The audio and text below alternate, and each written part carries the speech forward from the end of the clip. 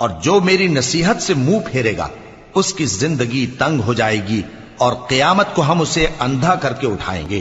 وہ کہے گا کہ میرے پروردگار، تو نے مجھے اندھا کر کے کیوں اٹھایا؟ میں تو دیکھتا بھالتا تھا۔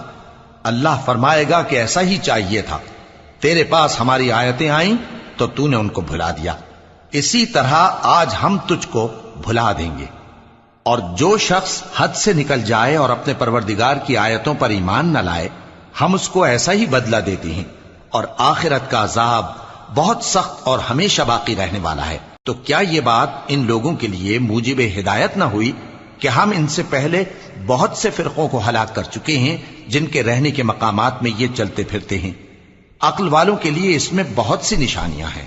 اور اگر ایک بات تمہارے پروردگار کی طرف سے پہلے صادر اور جزائے اعمال کے لیے ایک میعاد مقرر نہ ہو چکی ہوتی تو نزول عذاب لازم ہو جاتا۔